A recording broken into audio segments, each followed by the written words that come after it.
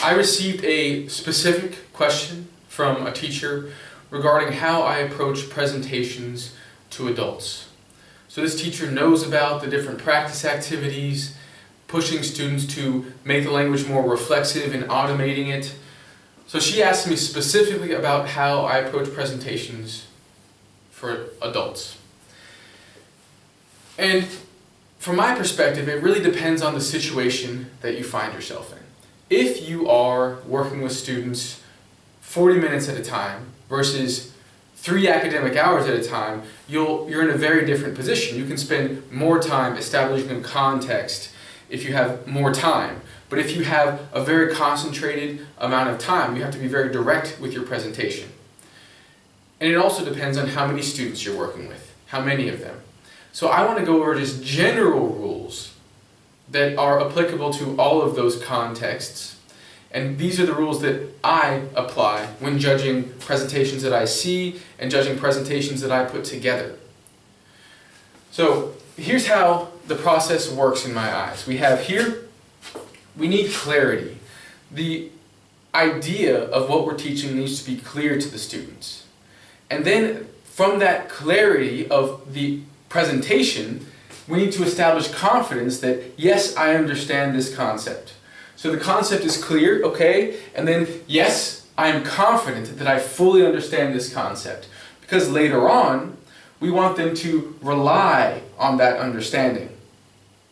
And that reliance should become more and more independent. So if we have the clarity from the presentation, then we establish that confidence, then we want to force them to rely on that understanding and trust that they understand it. Because if they don't trust in their own understanding, they'll never use the language that we've worked with them on. Then eventually, we go from this clarity to confidence to reliance, and eventually after practice and repetition, we want the students to reflexively apply the language that we taught them way here at the very beginning. So this is the presentation. It's all about clarity.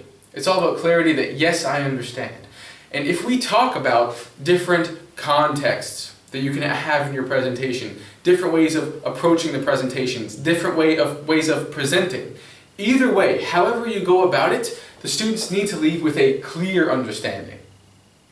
Now, to establish that clear understanding in your presentation, the definition, or how you explain whatever it is you're explaining, needs to be accurate and it needs to be direct. If it is too convoluted or complicated, the students will not ever feel confident that they understand it. You can open up any textbook and look at a definition for second conditional. It's too complicated. It's too complicated, it can be unclear. Now, you will understand what they're talking about, although sometimes I have my doubts to the extent to which I understand those sorts of definitions. But put yourself in the shoes of a student. Let's say second conditional, learning at a pre-intermediate level, the end of that course. Having a 2-paragraph definition is unhelpful. So I always try to simplify the definitions in a way that is still accurate. Because oversimplification that doesn't cover all situations puts the students at a disadvantage. So that definition needs to be accurate and it needs to be direct so that the students can eventually rely on it. But first they start with confidence in their own understanding. Now ideally, there should be a need for whatever it is you're teaching. A need. So when the students understand, yes, this is something that I need to be able to say in this sort of situation, this is a word that I need to know for this sort of description, that's when it will be most clear to them.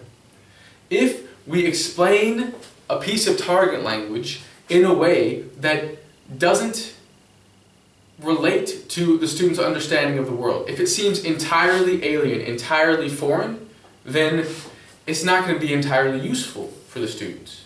So for example, let's take present perfect with foreign sense. If the students don't have their own concept of present perfect with foreign sense, we need to somehow show them the situation in which it is necessary in English. So a timeline is very helpful in that case. Because what that shows is, hey, if this is the situation, this situation happens, You can relate to this situation happening in your life. That's why we need this. So a need for the target language helps identify a level of clarity. It helps establish a level of clarity for the students. Then what about L1 usage? Using the student's native language. I am not against it, particularly if you consider that clarity is the most important point in a presentation. If your students don't feel fully confident that they understand something, it's very difficult to move on to the rest of this process. So, if L1 helps support the clarity of your definition, it will then help support the student's confidence that yes, they understand. Now eventually, when we get to this side, we need to wean them off of that use of L1 to support their understanding. But we can get there over time with repetition, with exposure. When it comes to clarity, if L1 helps, if you are in a situation in which you don't have much time to give the student this new information, go for it. Go for it. That's how I view it right now. So the main point of a presentation is clarity. And analyzing your own presentations, analyzing the definitions you use in terms of clarity will make a big difference in the results of your students. That's how I go about the presentation when it comes to teaching adults. And this process helps me understand what my goals are at every step. And it helps me determine how effective my presentation is, particularly when I help the students, when I push the students to move on to these other steps. And those are adult presentations. That's how I approach it.